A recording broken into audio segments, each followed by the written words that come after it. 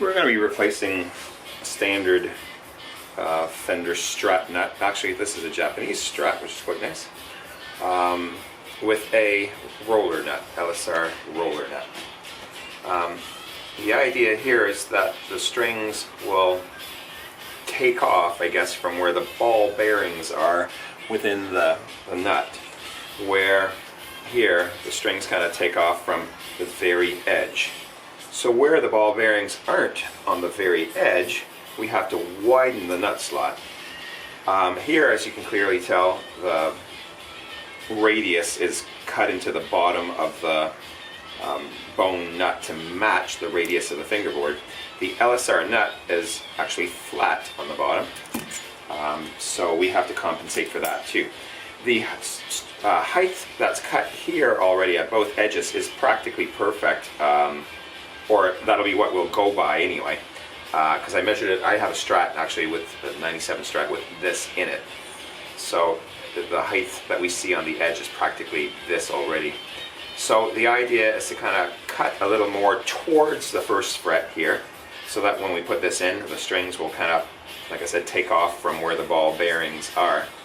And then of course it's a matter of flattening the groove. So I've got some files that are not, you know, files on the side, but just on the end, so those would be great for flattening the radius on the inside of the groove later. But first of all, we got to make a cut on there and kind of remove that wood. Some people might just choose to use a router. I think I'm going to cut away with a fine saw. I'll first kind of section it away with a knife. It appears like the video was intending to do me sawing that line. I didn't take, so I'm just going to explain what I did. Where there was some brown tape here, what I initially did with an X-Acto knife was just score along the edge of the brown tape a few times. With an extremely, you know, thin Stu Max saw, this is 0.010 thousandths of an inch. I think I measured it at 9 actually, so it's really, really small.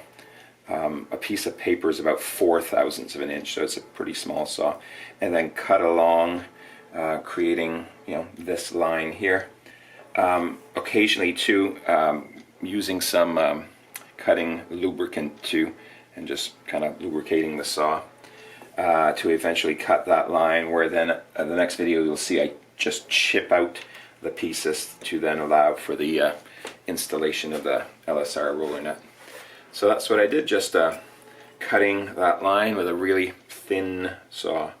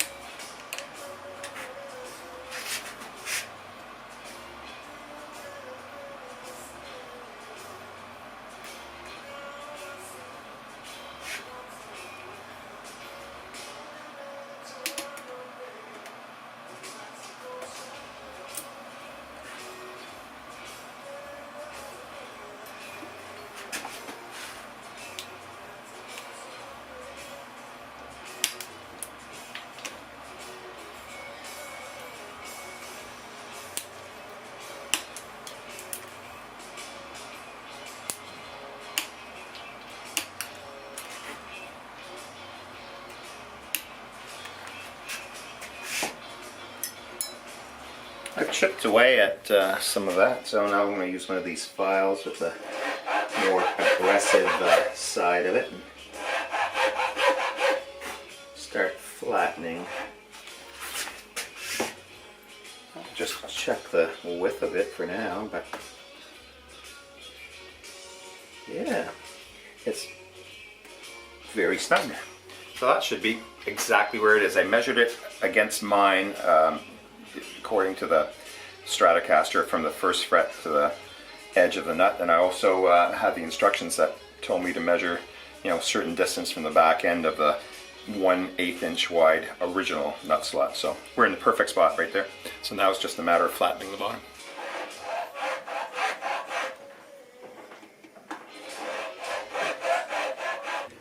The roller nut measures 2.13 wide. StewMac sells these nut files that, you know, this one measures 2.10, 2.11. So it's basically a perfect fit for flattening out that radius on the inside. What I'm going to do is take this white marker onto the rosewood and just mark these lines a little bit here. So the idea is to not cut too much from each end, but to cut some from the middle. The nut slot is very clean and tidy. It panned out well. I'm not sure quite what the final height will be quite yet. What I'm going to do is, you know, certainly string it up and check string heights and see how that goes, but it couldn't be a more snug fit with the roller nut. It's quite tight there. Not that it needs to be, but it's just a nicer fit that way, I guess. And of course, little screws will go in, hold it in, and we'll drill that in. We're gonna now drill the holes for the roller nut, and I'm just gonna check and see the distance on each side. Make sure we're in the even spot. Also, with your thumbnail, you can kind of feel the end there. You can feel the end here too. So it's slightly wider than the actual neck. Maybe that was meant for the Fender American series, but this Japanese one seems to be, the neck seems to be slightly narrower than the roller nut, which is not a big issue. Take this scribe and try to poke a hole in what would be the middle. That seems good.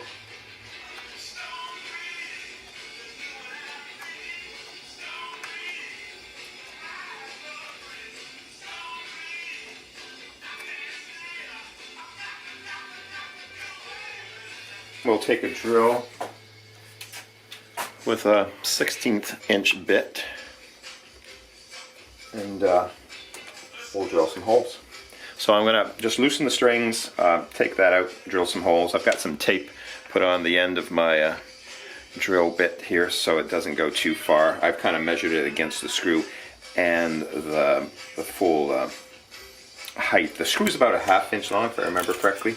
I've got this set at 5/16 because if I take that roller nut off and drill, we don't want to go a full 1/2 inch at that point.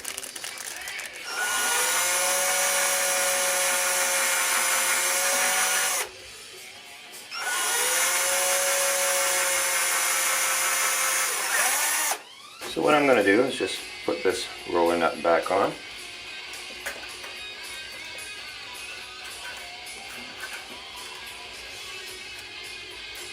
So I'm just going to rub the screw through some paraffin wax. That'll help it go into this rosewood and maple just a little easier this way. This system also comes, if you were changing a Wilkinson nut, it comes with this piece here that just kind of looks like the back piece of a Strat, I guess. And it comes with all these tiny shims too, so imagine if you cut it too low, you shim it up, or if one side's not quite right. I also have copper shims that, these I think are 5,000s and 10,000. 10 is quite tall, but I think I have shims in copper that are smaller numbers yet. Now I'm just gonna, with the action pretty much set where it should be, I'm gonna give the string heights a measure, I guess. Proper intonation. So we're in the right spot. The same Stratocaster that I put the roller nut, he wants 5 claw springs, so StewMac sells this little tool here that makes life real easy, just hauling away at the claw spring this way. And there we are. Sometimes when leveling the frets on my early wine neck jig, I'll put the guitar neck in a surrogate body, especially handy where the adjustment of these necks are at the heel rather than at the headstock. and such is the case with this Japanese neck. So this is what I've done. I've bolted it into this surrogate body with the same screws that are used for this neck, and then I'll just take it over to the neck jig, and what we'll do here is just bolt it down into the neck jig. We'll lower these first.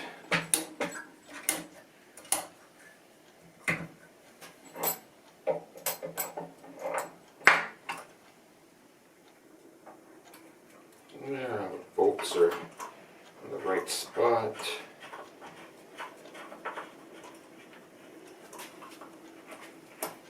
Just going to scoot over here.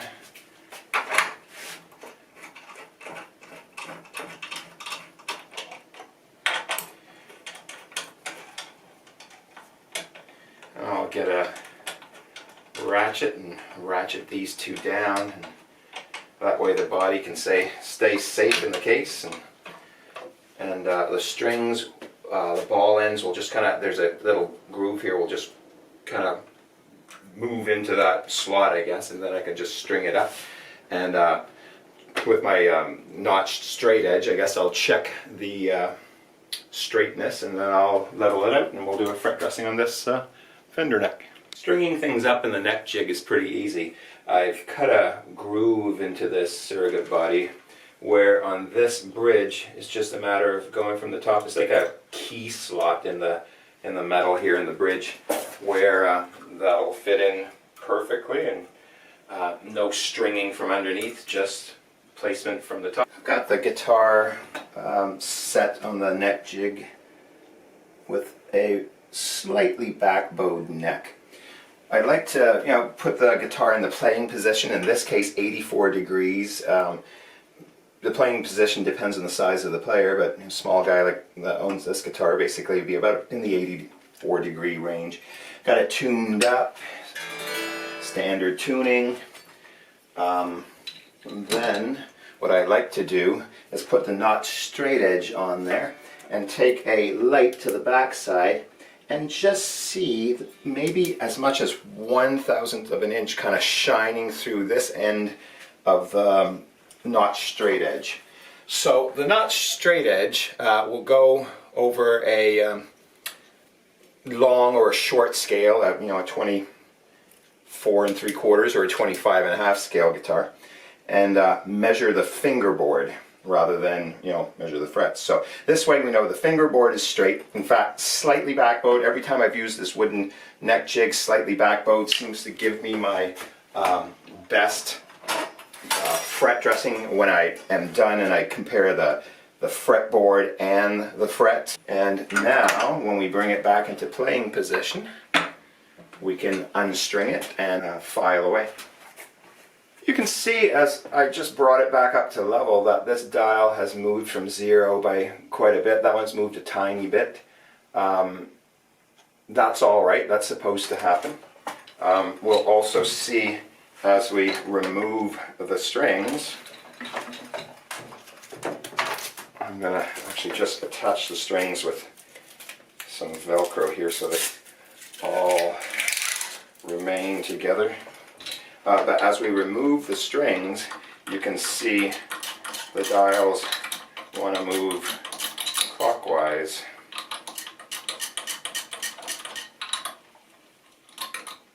And the idea later is to manipulate the neck so that the dials move back counterclockwise to the two zeroed positions.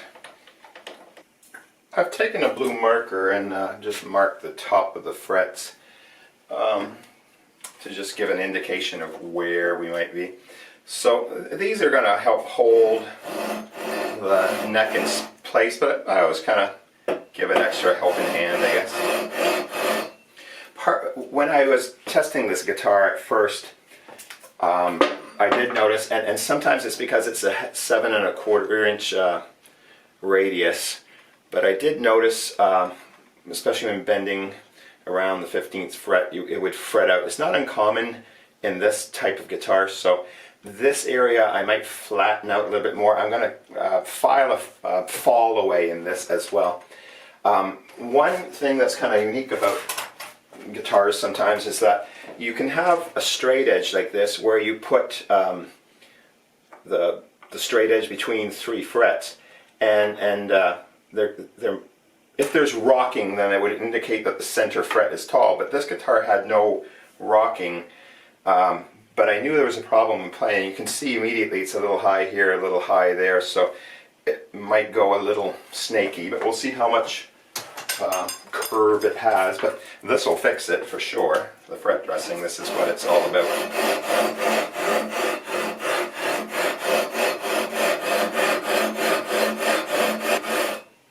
So when filing a perfectly radiused fingerboard, rather than a compound radius, I guess is what I mean by that, one should file not in a cone type shape.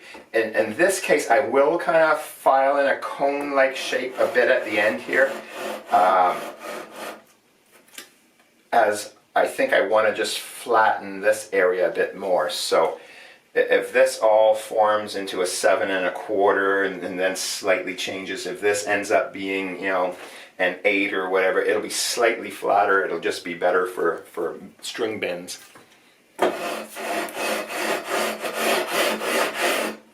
Again, you can see kind of a bit of the snakiness of the guitar. Of course, I did back bow it here a tiny bit, so at least 1/1000th of an inch back there, but I've already taken probably, you know, a little more than that in this area anyway. You can see, you know, this is low, these would have been high, this is low, these would have been high again, so even if the fretboard kind of still ends up snaky, with this fret dressing, at least the frets will be all, you know, level, I guess. This is 120 grit paper. And we're taking a little off the 1st fret and 2nd fret right there now. Certainly taking off a bit of everywhere except for like here and there. There's still some blue in those parts of the fingerboard. So blue here, blue there. This area definitely dove down, I guess.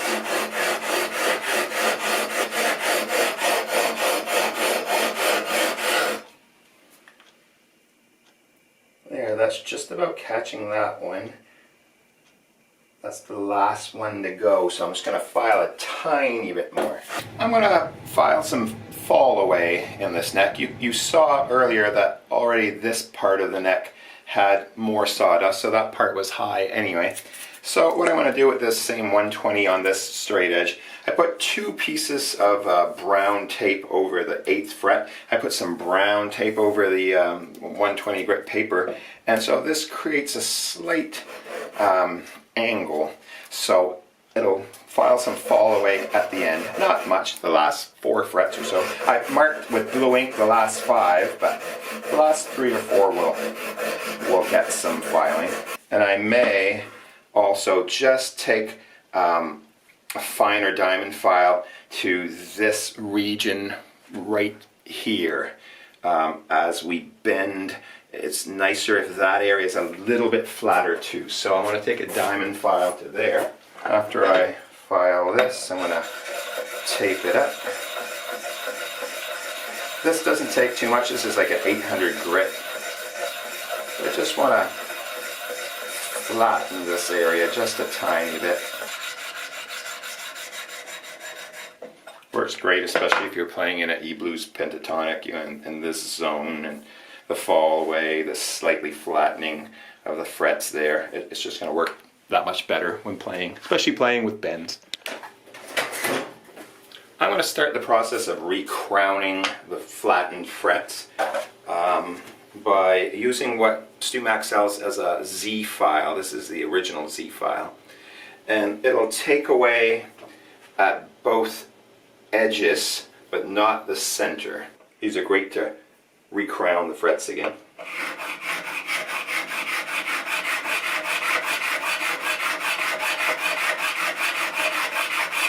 Just a matter of carefully sliding back and forth, watching the progress.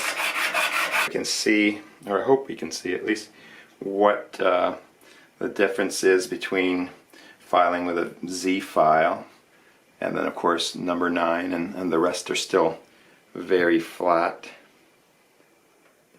So you can see with the Z file how we've taken from each side of the fret and left just a little bit of that blue line still available.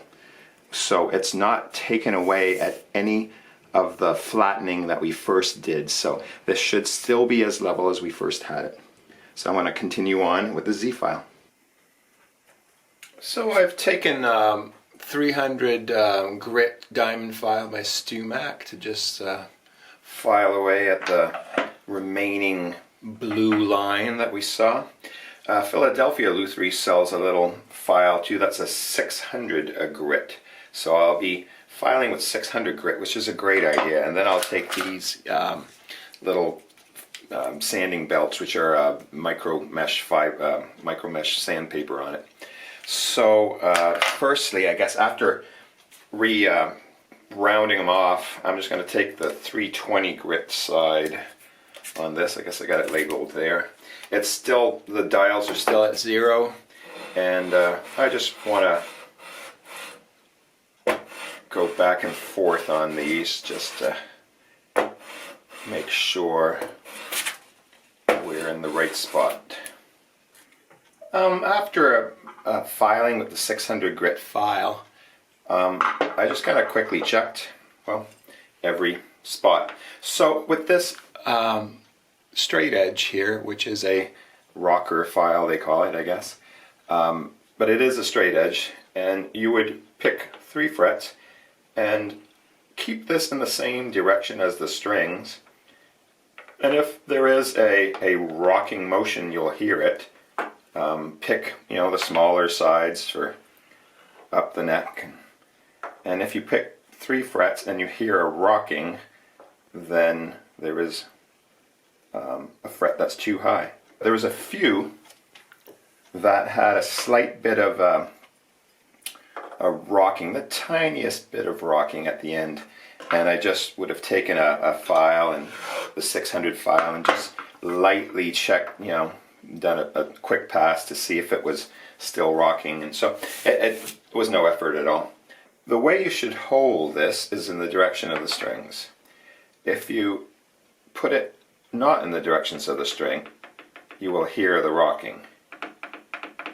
But if it's in the same direction as the string, in the lie of the strings kind of thing, it should not rock, and that would be perfection as it is now. So now I'm going to take these sanding sticks here, that this one has also 600. I'm just going to lightly 600, 800, and then 1200 with these micro mesh papers.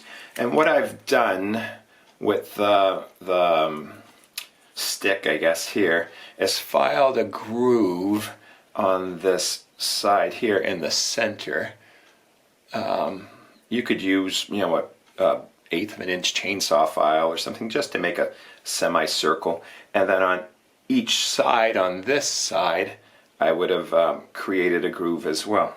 So with the sanding stick inside, or with this sanding stick inside, you can then use this side to do one edge, this side to do the other edge, and it rides against that lightly curved notch that you just made, and then turn it to the other side, which is the center one. So again, the center, and then each side, and it just helps hold it in place, and then you can rotate the paper and keep going your merry way and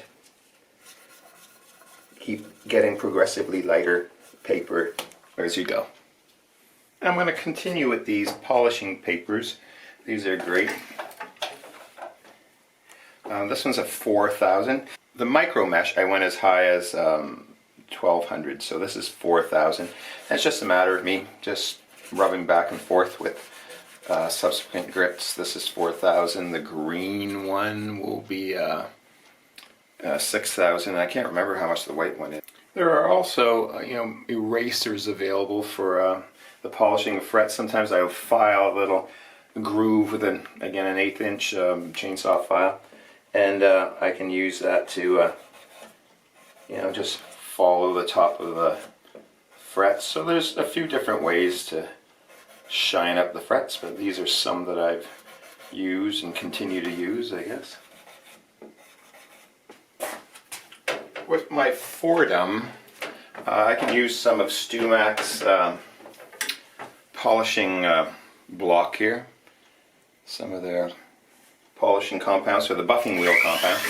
And I've got a tiny little buffing wheel on this Fordham, so I just run it on the back side of this. That I try not to ever run into the real buffing wheel. And I can shine up the frets with this, and I found that it doesn't, alter the height of the frets or anything. It's just, a soft buffing wheel, but it will shine them up real well.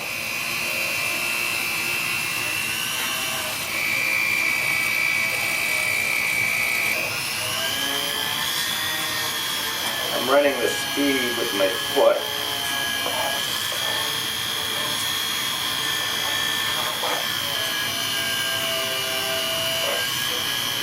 And the tape easily protects the fingerboard because I want to run the compound on each side of the fret as well as the top of the fret.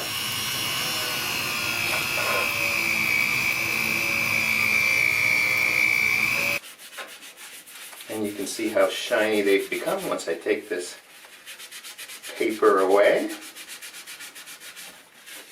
We'll see more of the contrast, I guess. Paper can be taken away and if need be, reused later on the same board if there was any reason to. This should be all perfect, so there's really no reason to.